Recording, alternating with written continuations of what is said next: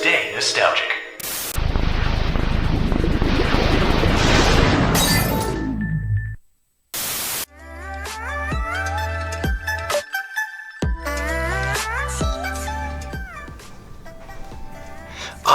Retro refresharu yokuso. What do you think? Either you just discovered anime or somebody's going to Japan. Right you are, sir. I go every year. It's my favorite place on Earth. Not even an unforeseen global health pandemic could stop me from going to Japan. Oh god, if only you knew. I mean, that's awesome, dude. So, what can I do for you, kid? Speaking of Japan, do you guys have any Japanese-style mecha games on the Xbox? Something about that weeb shit that I just love, you know? Jusai no tokoro watashi wa shimasu. Well, let me see what we got here. Here we go. We just got this in the other day. It's by those people who made the Armored Core game, so you know the game is at least gonna be a 7 out of 10. Murakumo Renegade Mech Pursuit. From Software. Oh, okay, yeah. They have a pretty good track record with giant robot games.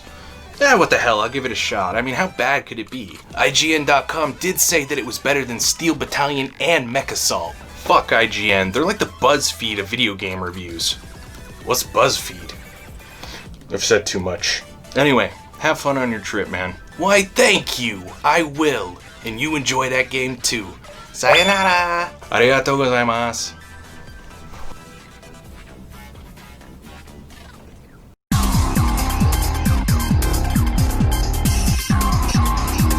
In the year 2090, a mega corporation called Lugno Corp created a new source of power that had become the new standard of energy, and in just a few short years they managed to incorporate this new energy into their artificial reflexive kineticoid mechs, also known as ARC. And with little to no sufficient testing for this, the mechs ended up becoming autonomous and causing havoc around this utopian city called Oliverport. Your job as a member of the Murakumo squadron is to chase down and eliminate these rogue mechs. And if that sounds completely generic and uncreative, well, it's because it is. But hey, let's be honest with ourselves, it's not about the story in a mech game, it's about the mechs. You play as one of 5 different mech pilots, each one more tropier than the last.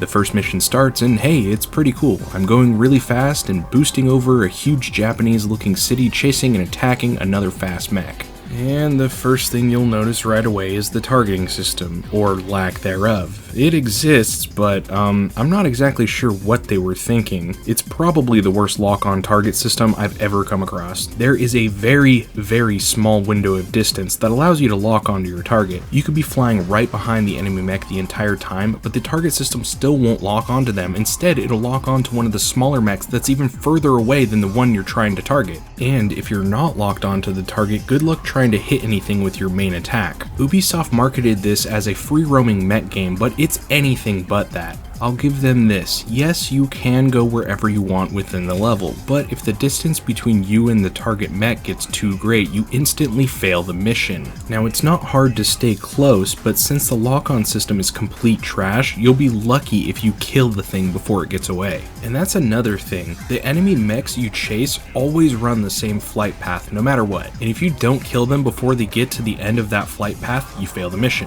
So not only is the free roaming aspect of this game that was marketed as a free roaming mech game taken away from you, and you're stuck with a horrible targeting system that's almost impossible to hit anything, you are also on a time limit. The controls in this game are also really inconsistent. Sometimes it feels like you have complete control over your mech weaving in and out of building structures, and other times you're jamming the joystick in different directions just hoping you'll do something. This becomes very frustrating because more often than not, the mech that you're chasing is doing very erratic turns, forcing you to either memorize their entire flight path, which I'm not willing to do, or getting stuck on environmental objects such as buildings, allowing the enemy to create more distance between you and them, causing you to fail the mission. But at least it has a simplistic button layout. The trigger buttons are for doing tight turns and boosting, while you have the A button, which is your standard attack. And it all depends on which mech you're using. Each one has its own specific standard attack and secondary attack. Your secondary attack is performed by pressing the B button, and this one is usually some sort of missile or laser cannon, and that's where most of your damage output is going to come from. That is, if you can even hit the target. You can even go into a first-person perspective using the Y button, but I found this to be more of a hindrance than beneficial. Moving on, let's get to the voice acting because it's just impeccable. A whole chunk of the city was blown to pieces. Why aren't you doing anything about it? There's no solid evidence it was because that ARC's AI malfunctioned. If we investigate Lugno, we can prove it. There will be no investigation of Lugno.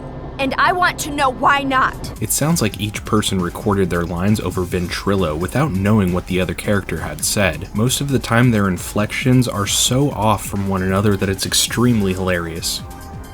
What, in your opinion, would you say makes a good mech game? Immersive gameplay, good controls, and customization? There is no, I repeat, no customization whatsoever in this game, and that's pathetic coming from a game developer whose legacy was built on slightly above average mech games. The Armored Core games, while not perfect by any means, all have something that this game lacks: depth. When you, the player, are able to come up with the perfect combination of parts for your mech that all suits your specific gameplay style and have it work within the game, that's something special. The 17 main scenario missions within this game all follow the exact same formula: chase down mech, destroy mech, and it does not deviate from that formula whatsoever. Which naturally becomes repetitive, boring, and not fun.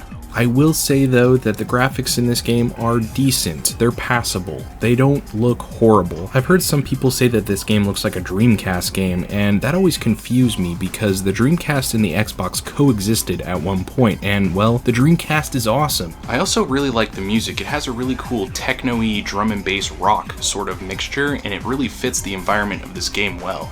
But sadly, most of the missions will require a specific mech to ensure that you succeed. Even though you can choose whatever mech you want for any mission, I found certain mechs to perform better depending on the level layout, but I found myself defaulting to the white privilege mech because his stats are just the most balanced all around. After completing the 17 main scenario missions, there's 25 expert missions as well as an even more frustratingly difficult trial mission. But alas, all of these extra missions are just more of the same stuff you did in the main scenario missions, only even more bullshit. So if you're a complete masochist, then go for it, but I'm gonna pass on this one, guys.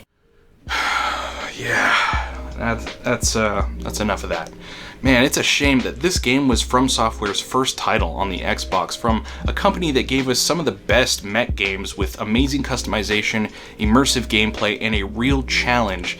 This is an insult to them, and I can't believe that IGN had the gall to say that this game was better than Steel Battalion and Mech Assault. Take my advice, don't play this game. I'd say if you're looking for a low-budget mech game and you don't want to play Mech Assault or Steel Battalion, I would try Robotech Battle Cry. This is a video game adaptation of one of my favorite animes of all time, Robotech, because I love giant robots. Anyway, you guys, that's gonna do it for this video. I would like to give a huge shout out to my Patreon supporters. Thank you guys so much. Creep Queen on Twitch, go check her out. Nuka P Demon on YouTube, go check him out. Yoshi Gamer Boy. Sean Phillips. Nintendo25 on YouTube, go check him out. Looney. Dren Hatamata on YouTube, go check him out. Mr. Pisley. And last but not least, Aaron Parks. And if you guys want to get your own personal shout out at the end of every future video that I do from here on out, go check out my Patreon page. Link is down below in the description. It's $1 a month. That's fair. And tune in next time where I cover another game that was only on Xbox.